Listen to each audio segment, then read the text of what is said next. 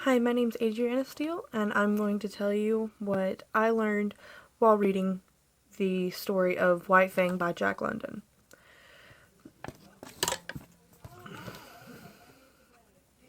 White Fang by Jack London was originally written in 1906, but many copies have been published since then. The novel is essentially about a wolf dog becoming domesticated and learning rather quickly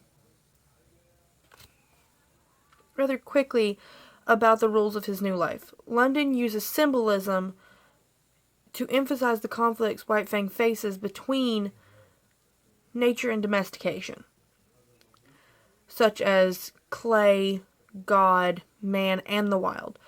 London also includes places that he himself has traveled to such as San Francisco and Yukon, to help describe how White Fang becomes domesticated. Jack London was born. His birth name was John Griffith Chaney, and he was born on January 12th, 1876, in San Francisco, California. Later on in life, his mom pushes him to enter a local writing contest. And this is where his writing career really began to take off. He won the first prize, which was $25, and he was in competition with people from the University of Berkeley and people that had been to Stanford. He had really only an 8th grade education, and this is how he won against people who had been to a school, of course, with a higher education than he is, and he won that $25. And so this is how his writing career really took off. They pushed him, and he finally, decided, all right, I can do this. So after a while, he decided to move to the Yukon because he thought that being there would give him a clear mind and something to actually write about. And that's where he stayed pretty much the rest of his life. Now, the first 3 chapters of White Fang consist mainly of the background of the story, through a series of events. A female mushing dog gets away from the pack and has puppies in a cave. One of those pups would eventually become White Fang, which is what we know of today. And he decides one day that he's brave enough to go outside of the cave that he was born into. Now, when he decides to go out of that cave, he falls down a hill and falls into a stream after being attacked by the mother of a chick he killed. And he's almost killed by a weasel when his wolf mom shows up. And a mother of a lynx kitten fails to kill both of them at the same time. This is where the pup learns the law of nature, eat or be eaten. And this is a really big concept for White Fang in general, because of the fact that he has no idea about the laws of nature at the moment. So this is a big concept for this small dog to finally understand. Now, White Fang gets his name when he goes into an Indian village and a man tries to pet him, and he bites the man. This man keeps White Fang for a long time, and he trains him, but he is very hateful and forceful towards White Fang. So that makes White Fang also have a bad attitude towards people in general. And one day, White Fang gets sold to a man called Beauty Smith. Beauty Smith is also a very forceful and hateful man. This is where White Fang learns that men teach with their hands, and most of the time it's not teaching. It's the way that he sees it is they're forceful with their hands. They get what they want with their hands, because he's always beat by the hands of men. Now, after White Fang has been through all this, and he's been trained by Beauty Smith, he's developed into a really bitter and vicious dog. And it only worsens when he becomes the head of a mushing pack. And he gets bought by a man called Scott, and he escapes from Scott's cabin when Scott goes to leave on an adventure. And he goes on that adventure with Scott, and actually ends up saving Scott's life, but almost losing his own in the process. Throughout the novel, Jack London shows how neither people nor animals even have the say in how they will personally be molded when they're older, or who they'll even become. The souls of individuals who get molded in this particular novel is what I'm going to compare to as clay.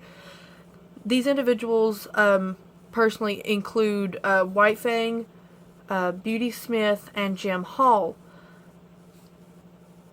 In White Fang's case, an example of what plays into why he is the way he is says they were his environment, these men, and they were molding the clay of him into a more ferocious thing than had ever intended by nature, which was London 132.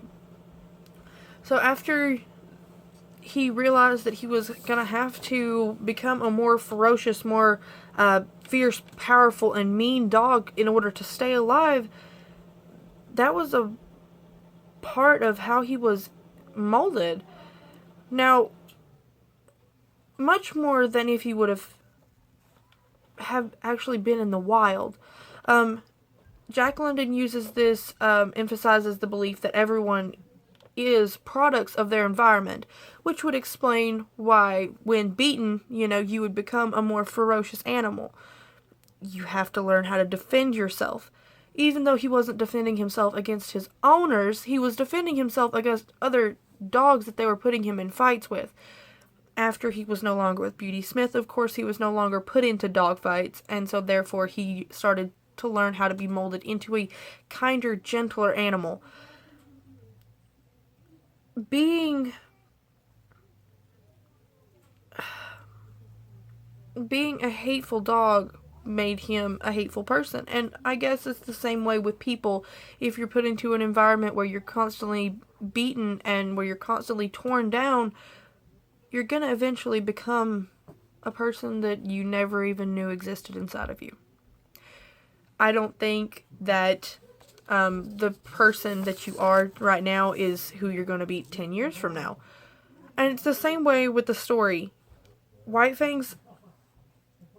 All of White Fang's owners have the ability and tools needed to put him in his place to reward him and to beat him for not knowing any better. Instead of beating someone, you teach them, you mold them. But they didn't mold him correctly. It's like abrasive. Why would you be so abrasive with someone like that who doesn't even know what they're doing? It's like if someone came into a job on their first day and did something wrong and someone just fires them because they didn't know what to do. You don't do that with someone. You have to learn how to instruct, how to teach, how to mold gently. You can't just expect clay to magically appear into something when you touch it with your hands. You have to work with it. You have to slowly bring it into what it's supposed to be, and that's what these owners did not do with White Fang, and that is why he is such a hateful animal. And I think that's what Jack London was trying to explain with this. In the story, Beauty Smith can be seen as the particular villain because of how abrasive and hateful he was. According to the Shmoop editorial team, the Wild could be seen as the ultimate villain, which would be what White Fang needed to escape from. Now, White Fang himself can symbolize the Wild because he too represents fear and the unknown, especially to the domesticated dogs everywhere he had been. He learned the rules of the Wild: eat or be eaten, London 66, and oppress the weak and obey the strong, London 98. While the dogs have been taught to live among man where everything is not so black and white. All in all, London uses symbolism of nature, man, and man-made objects and ideas to symbolize what White Fang went through while he was transitioning from wild wolf into domesticated dog. The tools man used taught him to fear, while their hands taught him the difference between someone that loves and someone that wants to hurt. How people and animals are molded by our environments, and it can either be by our doing or someone else's.